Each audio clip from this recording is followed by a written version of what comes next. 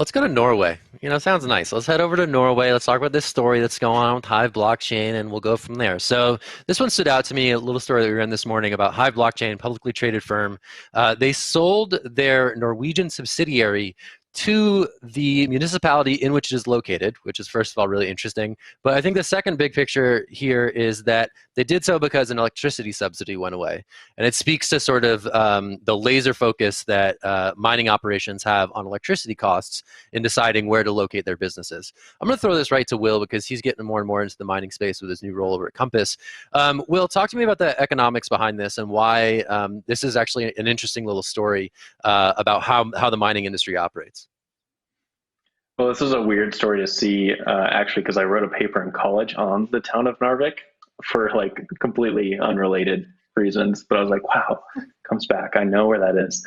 But to the mining point itself, now you do see these mining operations trying to take advantage of tax regulations. Kentucky recently passed some legislation around mining as well, and people just flock to where it's cheap to process Bitcoin transactions or to mine at all. And you just see that over and over and over again. I think mining is probably the most tangible aspect of any cryptocurrency. It's very easy to understand. You only have a few math problems to solve to see if you're profitable or not, and energy consumption is one of those. So if the tax subsidy goes away, it's no longer profitable to be mining there, might as well move to a different location. Scandinavia itself, just kind of like in a broader picture, is kind of moving like in a pro crypto stance across the board. So not even necessarily mining itself, but they've moved towards crypto generally just because they have cheap electricity and it kind of fits in line with the way that they kind of do life. They're very conservative by nature, and they're moving into these asset classes that are kind of protectionary in a sense, like a store of value. So they're kind of buying into that thesis. I think it was Norway is their second largest company in the entire country. Recently bought into Bitcoin mining and bought into Bitcoin development itself. The name escapes me of the company right now, but interesting to see just Scandinavia keeps making headlines with Bitcoin, even if this story is somewhat on the negative side. I think generally the narrative is that block of the world is pro crypto. I want to go back to your college paper real quick, and it's a little bit unclear what Narvik intends to do with this facility. But what? Do you know? Can you shed any light on why Narvik is in the news? Okay, so this is the history dork corner, but that's why I got my degree in. So you guys are gonna have to live with it. So right. Narvik is like one of the highest. It's like the largest population center in the country that far north. And so in the paper is on World War II. So this is really dorky. I'm sorry, Jen. But the Germans tried to take that. Why do you think I don't like dorky things? Because last time you're like, oh, Will's like a history dork, and he doesn't like talk. That wasn't sarcastic. I love it. Okay, well, that's good to know now.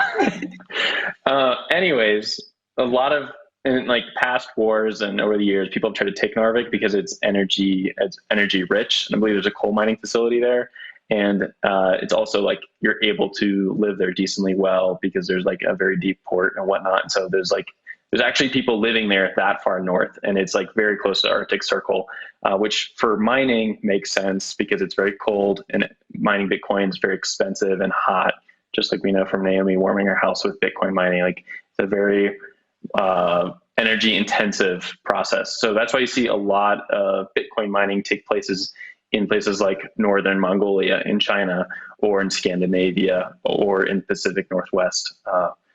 But that's probably all the insights I have. It's been a few years since I read that paper. All right. Well, thanks for indulging me, Will. That was fun. I'm glad we went to the history corner on that one. I'm going to throw it to Ben. I mean, I want to talk about this bigger idea of sort of energy arbitrage, right? In the mining sector, it's especially important as it relates to which types of energy are used and at what cost. So what do you see when you see a story such as this coming out of Norway? Yeah, I was just a little bit, there were a few different angles, like Will, like you were saying, this area is typically considered more crypto friendly. And like they introduced this tax incentive in 2018, right? And so to see it taken away now is a little bit odd for me, particularly given that like they transferred all the shares for this. And then also along with a $200,000 payment to the municipalities. So I think it's going to be really interesting in this larger context of like other local municipalities starting to look into either putting Bitcoin on their balance sheets or even getting involved in mining directly. Like what this city is going to be doing with this going forward. So that was kind of maybe my main take is, could a government potentially remove a tax subsidy